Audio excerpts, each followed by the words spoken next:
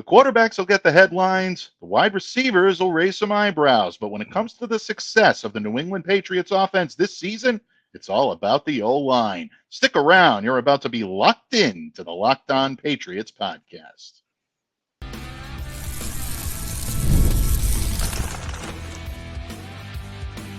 You are Locked On Patriots, your daily New England Patriots podcast.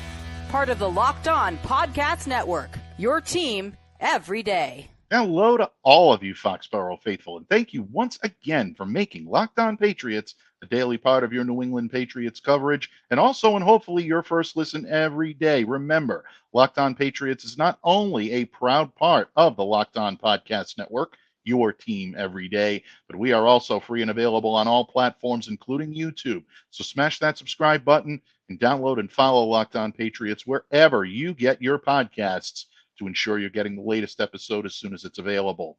I'm your host, Mike Debate. I cover your New England Patriots for the Patriots country. Reach out to me. Let me know what's on your mind on X at MDABATENFL. While you're out there showing social media love to Locked On Patriots, please follow our account on X as well at LO_Patriots. And Pats fans, today's episode is brought to you by Game Time. Download the Game Time app, create an account, and use the code LOCKEDONNFL for $20 off your first purchase. Terms apply. Pats fans, it continues to be positional preview time here on Locked On Patriots, and did a little preview of the D-line earlier this week with our good friend and business partner, Steve Balistreri. We're going to preview the O-line today. It's round men up front, and if it's going to be round men up front, you knew there was no way my guest today could stay away. We're even going to sprinkle in some mailbag questions because we have so many when it comes to the Patriots offensive line. We go to the expert, our resident legend here on Locked On Patriots, my good friend, the Caedan Murphy Fisto himself, the legendary Thomas Murphy. Thank you for coming to me in friendship today, Don Murph. Oh, you couldn't have kept me away today, Mike. You could have put big brown men at the door and I would have been through it. Absolutely. Chomping at the bit, literally, folks, to get here and to talk about the Patriots O-line. And Murph, we got a lot to talk about when it comes to this O-line. A lot of Patriots fans concerned with the tackles, concerned with the guards. You don't see too much concern with the man in the middle, but there are a few questions. And a lot of people are wondering whether or not this offensive line, as it's constituted, are going to be able to provide adequate protection for the Patriots' new quarterback whenever he is anointed as the starter, and that is Drake May. And they also have to provide adequate protection for Jacoby Brissett if he's going to be the starter right out the gate on the season. Training camp is going to be interesting. I, for one, cannot wait to watch these guys take the field and get into action. But, Murph, you and I know that offensive line scouting is a little different than scouting receivers, scouting cornerbacks, quarterbacks, things of that nature. You got to really wait for the pads to come on before you start to evaluate just how good an offensive line is going to be. And we're going to get to some of the more surprise linemen on this roster and who may make an immediate or maybe make an unexpected impact. So stick around, folks. You are not going to want to miss this. We're leaving no stone unturned when it comes to this offensive line. But obviously, when you think of the key linemen for this team right now, Murph, it's impossible not to think about the captain. Right. It's impossible not to think about arguably the most high profile, maybe the highest rated, a gentleman that received a nice contract extension in the offseason, and a position right now that is best listed as TBD, to be determined. And in light of you joining us here today to help preview this offensive line, thought we'd go and take a dip into the mailbag. Newman actually delivered on Saturday, not on Sunday, but he delivered on Saturday. Can't take that day off just yet. Nope. And did deliver some great offensive line questions. Let's kick it right off with the gentleman that defines every day are here on Locked On Patriots, and that is our good friend Ted in Chicopee, Mass. And he continues to deliver great, poignant questions right on the money, and today's is no different. Folks, for the benefit of those of you that are not viewing this podcast and listening to it, Ted's question reads as follows. Who is the key to the Patriots' offensive line? Is it Mike Onwenu? Is it David Andrews? Or is it the to-be-determined left tackle? Murph, I'm going to give you the floor first. Who is the key to this Patriots offensive line? Yeah, that's a really great question, Teddy. You always come up with the best questions. You really do. But it's Chuck's Okafor. It's Chuck's. if Chucks can go over there on the left side and be usable, all right. I'm not asking for all pro or even Pro Bowl caliber type movement over there, but if he can go over there and protect that left side and allow the other guys to play a more natural position, then that's where it's going to end up being. That's the guy. That's the key. That's the linchpin. I'd like to say David Andrews, but we all know David Andrews is the linchpin. He's the center, and that's what centers are. But no, this experiment has got to pay off because there is nobody with enough experience on this team at tackle. Period. Never mind at left tackle to go to. We really can't expect Mike Onwenu to go over there and play left tackle. He's too important. After that, it all comes down. It all comes down to whether or not this is going to work out.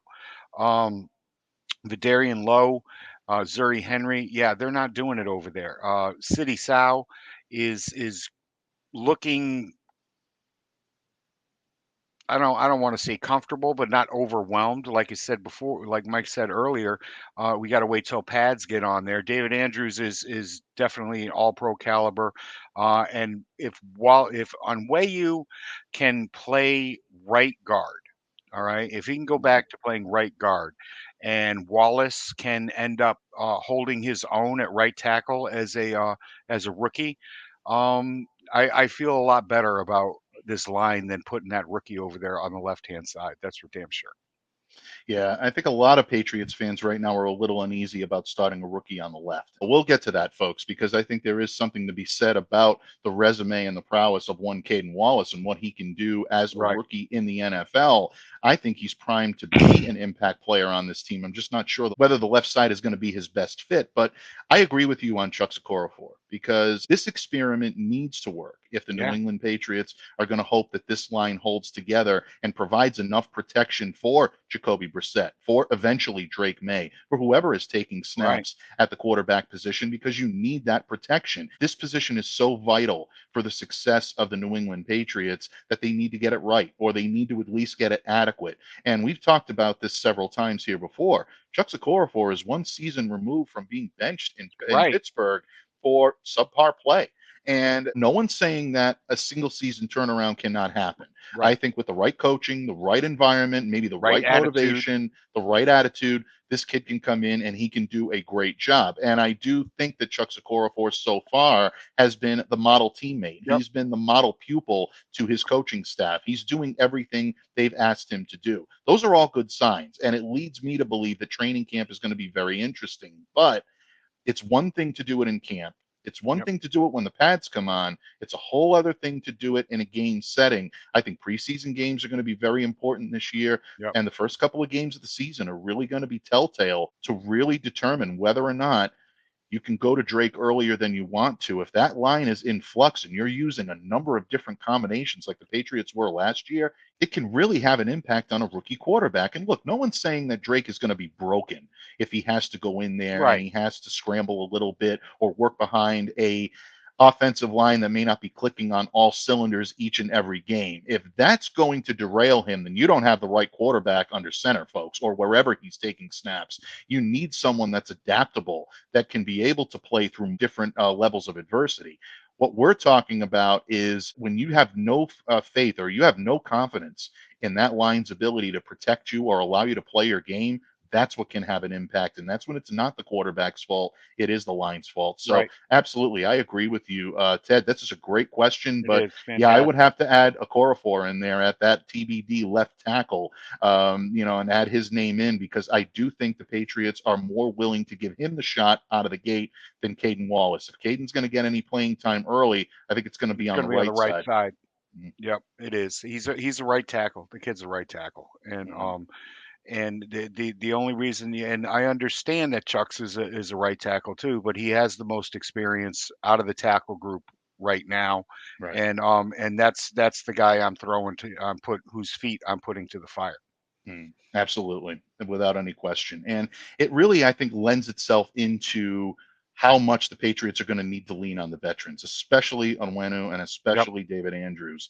You look at Mike Onwenu, massive lineman, excellent length, guy that can play guard, a guy that can play tackle, and can be effective at both positions. He's consistent, overwhelms defenders in the run game, great run protector, great run blocker, but he anchors well to protect the passer as well, which is why he's done so well at the right tackle position. That massive wingspan makes him almost impossible to be bypassed on a block. So you're going to need him in every aspect, whether it's on the interior or whether it's on the edge of the offensive line this year. It's the interior. And if he does align on the right, that's where we're seeing him, especially in minicamp, coming in and taking snaps and being back in that right guard position. Bill Belichick said a couple of years ago when they moved Mike back into the right guard position, he said, that's where we drafted him. That's where we wanted to play him. You know, a lot of injuries and a lot of problems along the line prevented us from playing him in his natural spot, but that's where he's at his best. That's where he was at his best as a member of the Michigan Wolverines. So you may see him kind of lead by example on the field, but they're going to need his prowess, his youth, and his strength, especially. And what it does is it also solidifies the role of David Andrews on this team. This may be one of the most poignant years that David has ever spent in the center position. You don't only need the prowess that he brings to you on the table, but that locker room presence, that leadership. This may be his most valuable year as team captain, at least in my opinion. I agree. I couldn't agree more. What he brings to the locker room, what he brings to the meeting room is something that all these young kids can feed off of. You know, just because we're in the middle doesn't mean that that we don't know what's going on next to us. We have to know what's going on next to us, and we have to be able to show these guys and tell them with a look or a glance what you need to do. Definitely. And nobody does that better than David Andrews at his position. We're pointing out that Mike. Without question. David Andrews is the definition of a professional, and he will continue to go out there and lead by example, and he'll lead on the field. The Patriots need him healthy. There's no question about it. So there are a number of keys, Ted, to answer your question, but sounds like Murph and I are in agreement. It's really hinging all on what that left tackle does as to how successful this line is going to be. That's been rare lately. Absolutely. It has. It really has. But you know what? Variety is the spice of life. Yeah. Mark. We love it. And I'll tell you, Ted loves it as well. A tip of the cap, my friend. Thank you so much for being a great everydayer here on Locked On Patriots and for always submitting some of the questions that always make you go, I'm showing my age, Murph. But that is indeed what these questions are going to do, because we are not done previewing the line yet. We've talked the key players, but now we're going to talk some of the role players. And a lot of those role players play along the interior at the guard position.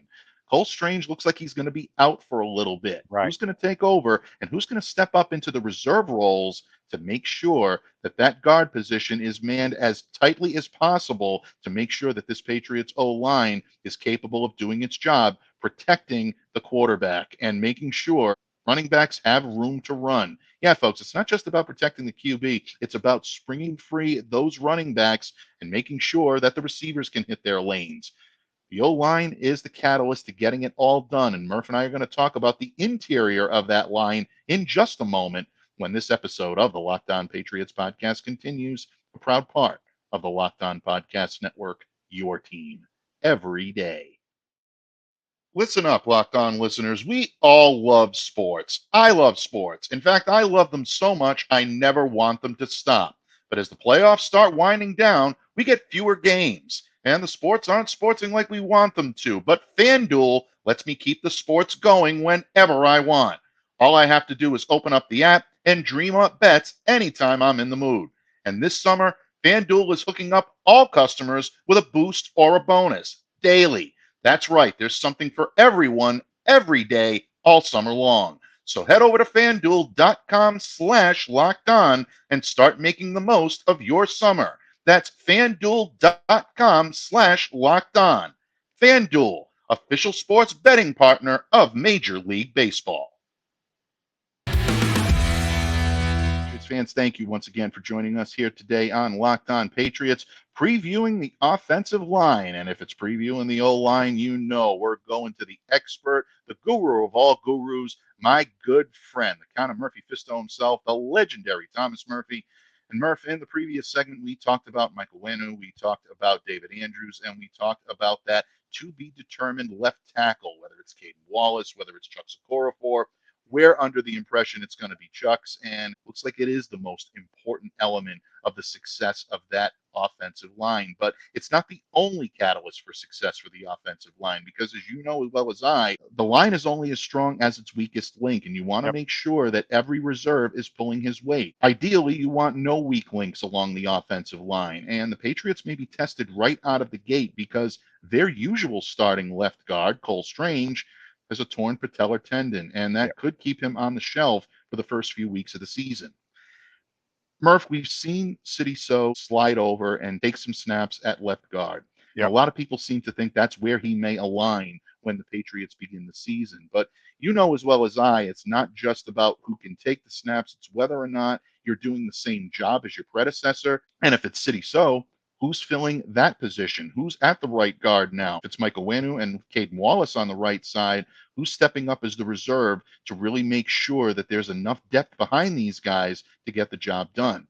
Well, you got a question from a first timer here. He says he's a long-time listener, long-time subscriber, and we appreciate that. If you're an everydayer, Justin, we do appreciate you. Justin in Schenectady, New York. We get some questions from New York, Murph. I absolutely love this. And this is like right on the line of like Jets Bills territory. This is right teetering on the brink of upstate. Schenectady is beautiful. That area up there is really, really nice. You get a lot of Bills fans, a lot of Jets fans, but not a lot of Patriots fans. So big tip of the cap, Justin. Yeah. Skip the movie. Okay, there's a movie out there, Schenectady, New York. Skip it. Don't do it. Don't do it. But we're not going to skip Justin's question here because I think he gives a very good one, and he wants to know about Sidy Sow and wants to know about Cole Strange. Folks, again, for those of you listening to this podcast as opposed to viewing it, Justin's question reads, can Sidy Sow help mitigate the hopefully temporary loss of Cole Strange? And he's got hopefully in brackets here. Murph, that is, maybe a little bit more poignant than a lot of us want to give it credit for. Speaking to Dr. Kyle Trimble several times, obviously a torn patellar tendon, it could keep Cole on the shelf for quite a while, depending on how he rehabs it. So indefinitely he'll be out. Sidy's the guy. Let's start there before we go into how Sidy's shoes are going to be filled. What are your thoughts on Sidy Sow being the starting left guard for this team? It's not a perfect world, but it's not something that I'm not going to worry about as I am with left tackle. I would like somebody with a little more experience over there. But if we end up with a starting interior of Sidy Sow, Mike Onwenu, and David Andrews, I'm going to be a happy camper. That's going to allow that means that Wallace is stepping up and holding his own on the right hand side, and it just makes this offensive line just a tad bit deeper, and that's what really kills you when you don't have that depth. Right now, I'm not sure if the Patriots do or do not have that depth, but it's something that to maybe breathe a little bit easier on if those three are in there. And then, guys like Layden Robinson, all right, if he can step up, if the rookie can step up and be a part of the rotation, I'm happy. If he can step up to the point where he can hold his own on the right side and allow Onwenu to kick back out to right tackle, which is the money that he signed for, in the position that they wanted him to play. If they can do that and Wallace steps back as a depth piece, even better. Look, Sidy is one of the more versatile guys that the Patriots have on this line. Don't forget, at Eastern Michigan, he played left guard. So he's well versed in being able to handle this position. Handles the stunts, handles the twists, and that's really one of the more important types of traits. The reason he was an all-rookie last year. Yeah, without any question. People keep forgetting. Yeah, 71.2 run blocking grade from Pro Football Focus in his rookie season. That led all rookie linemen in that category. This kid performed at an extremely high level. One thing that some people are concerned about, myself included when it comes to Sidy, is he does his best work in gap schemes. That's where he is at his best. The Patriots are incorporating outside zone, but he is working at his best in the gap scheme. He scored 80.8 from Pro Football Focus in gap scheme run blocking. So that's going to be where he's at his best. He needs a little work in pass protection. If it's going to be on the left side, that could be a concern because you want to make sure that your left tackle is competent in pass protection and fluent in pass protection. If you're dealing with difficulties in both guard and tackle in that area, Right. that's a problem. You want to Yep. make sure that that area is shored up. But once again, because of his prowess in being able to do what he did at left guard in college, it makes me feel a little bit better about this move over because I think he can handle it, and I don't think it'll be too much of a shock to the system. That being said, when you watch now and you take a look at who's going to step up and maybe help spell him a little bit or help him along in this regard, you've got guys on this roster, especially reserve guards, that are capable of playing Right. either both sides or capable of giving you some solid minutes. You mentioned Layden Robinson just a few moments ago. Nick Leverett is another guy that's getting a few looks. Antonio Mafi is getting looks at the guard position as well. If Sidy Sow is your new starting left guard, and Mike Onwenu is your right guard, and Caedan Wallace is your right tackle, Chukwuma Okorafor takes the left tackle by default. Right.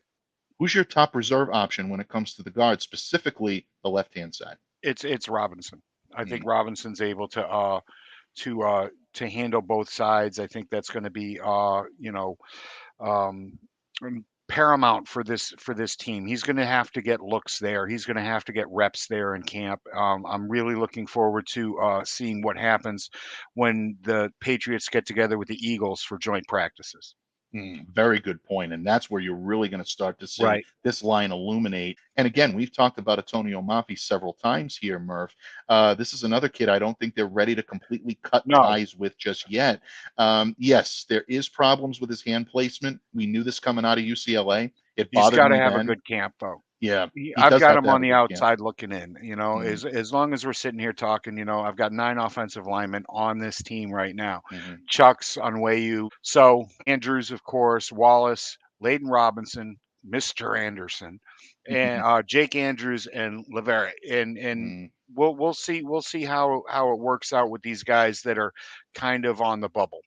Yeah, without question. And I agree with you. He does need a very good camp because this is not his second year. This is now his third year in New England. And you got to show Scott Peters something. You've got to show him that you're versatile. Dude.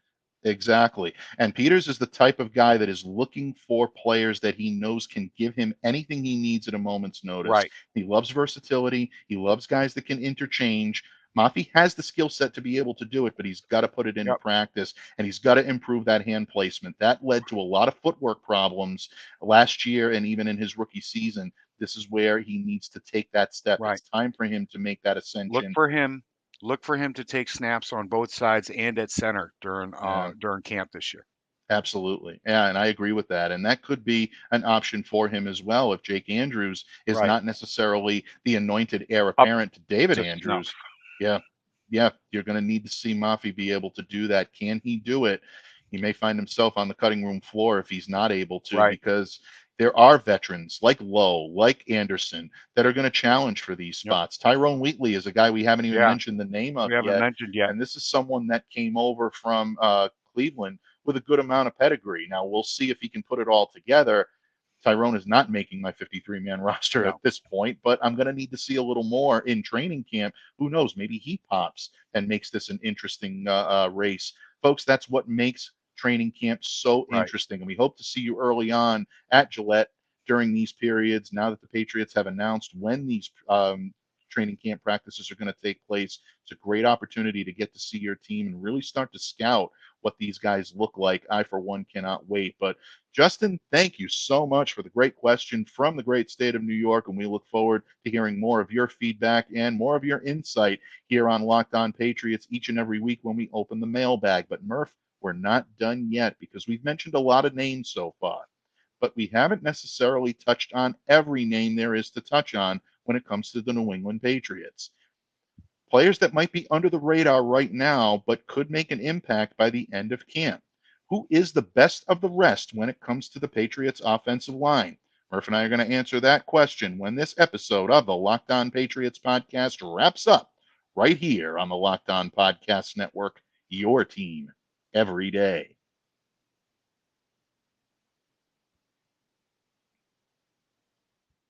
Patriots fans, thank you once again for joining us here today on Locked On Patriots, part of our O-line preview as we get you ready for training camp, which is set to begin in late July. July 24th is going to be the first day that the New England Patriots hit the practice fields adjacent to Gillette Stadium. Boots on the ground coverage once again this year for Locked On Patriots.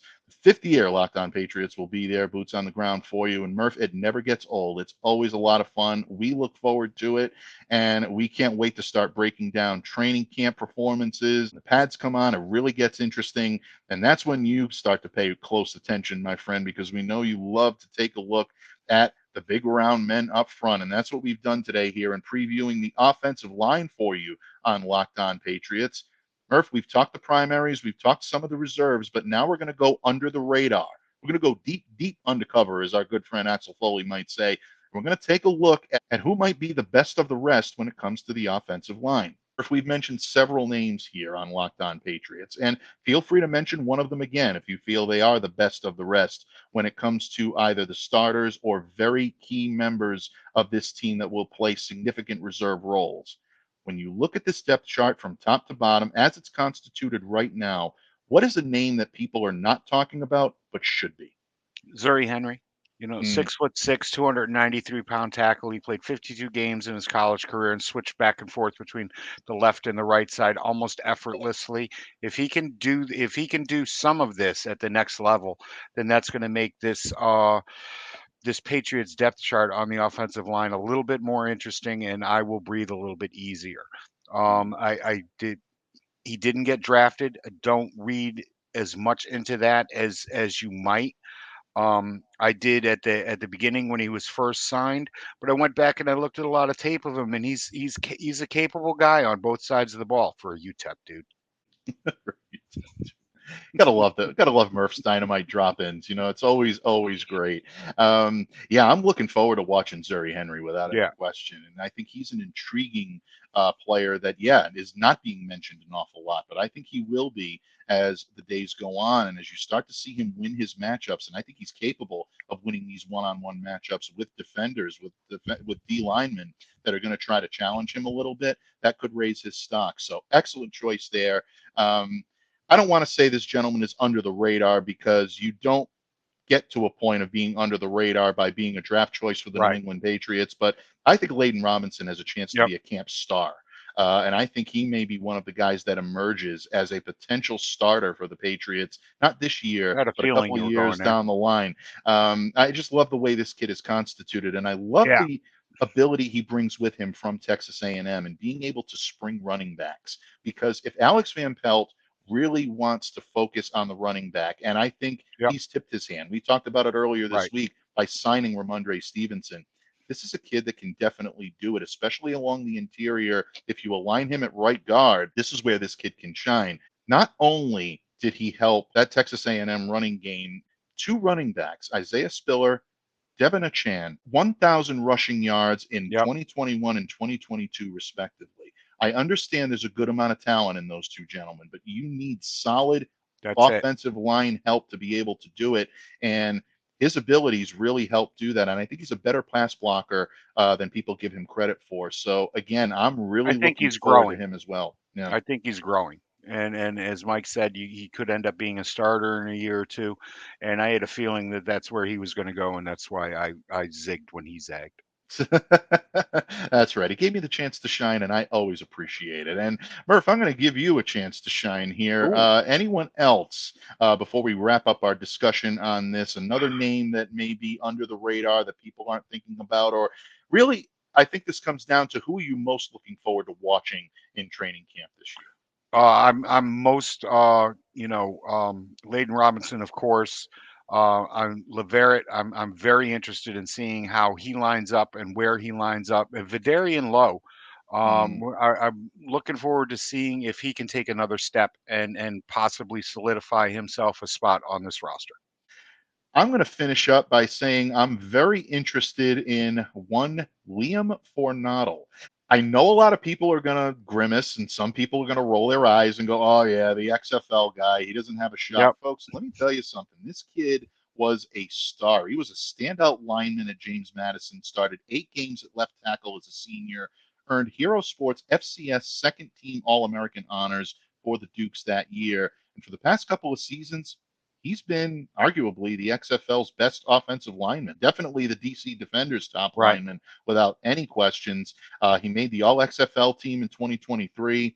10 games for the Defenders, finished the season with the sixth highest pass blocking grade at 82.4 and second highest offensive grade for the offensive line at 79.1, according to Pro Football Focus. So in a lot of ways, Fornado, I think, has the ability to play either guard or tackle. He has the played a lot of guard in the XFL. He did. He played an awful lot of guard, and I think that is maybe where the Patriots are looking to hone him in. But if they were able to snag one of the budding stars from the XFL and now the UFL with the merger going forward, if they were able to get him and maybe catch lightning in a bottle here, I'm really interested to see what this kid can do in the NFL.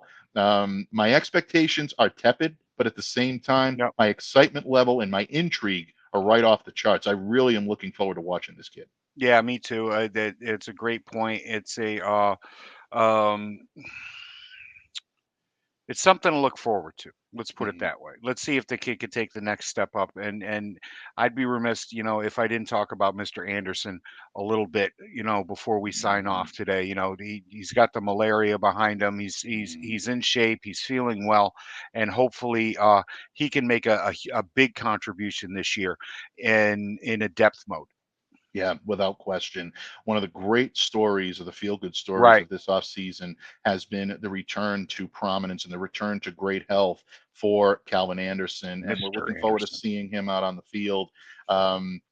Truly a touching story, and I want to give a tip of the cap to Chris Price, I would if I was wearing one, who absolutely captured this so well, folks. If you want to read a little bit more about Calvin, his journey, especially some of the health problems he had and what he's going to do moving forward, this is a great piece. You definitely want to check that out. But it's a great story, and hopefully Calvin has put all of his health issues behind him, and people forget just how good of a lineman he was with the Denver Broncos his final season there, and why the Patriots made the move to bring him in. They had some high hopes for him. If this guy can come back and recapture some of that, he may put a lot of this tackle talk on its ear. He may be a guy that could push for a spot, maybe even a prominent spot along this offensive line. Again, a lot of it is going to determine as to how he rebounds, how he gets back into the swing of things, and his health. But wouldn't that be an amazing story to see Calvin Anderson? And truly one of the great guys all the good you'll meet anywhere. Absolutely. All the good karma go to him, all the thoughts and prayers. And definitely, my friend, always a joy, always an honor, and always a pleasure to talk Patriots football with you, especially along the offensive line. Before I let you go today, my friend, please enlighten all of our listeners, all of our great everydayers out there, as to what's marinating in Murph's kitchen over the weekend until you join us again here to open up the mailbag early next week. Yeah, you could follow me on Zitter at TMurph207, and I'm taking a deep dive into the AFC East this week, and I'm going to be taking a look at all the competition. Have they stepped up? Have they stepped back? 2 steps forward, 2 steps back. Who is it? Who's out there? Do we trust the Jets? Do we worry about Miami? Or are the Bills going to keep regressing? How about that for a good word?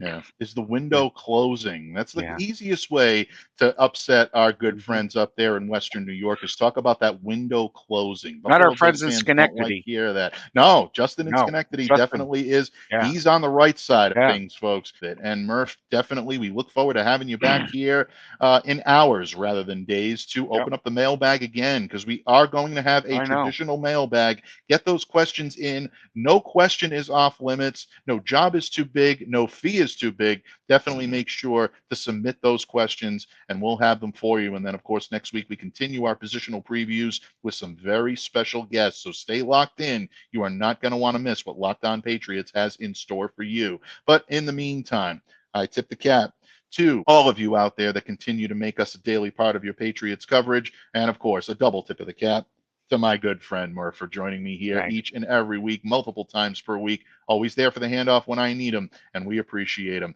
And folks, I always encourage you to continue to stay safe and to stay well and to be the change you wish to see in the world. Have a great day, everyone, and we'll see you back here again next time on Locked On Patriots.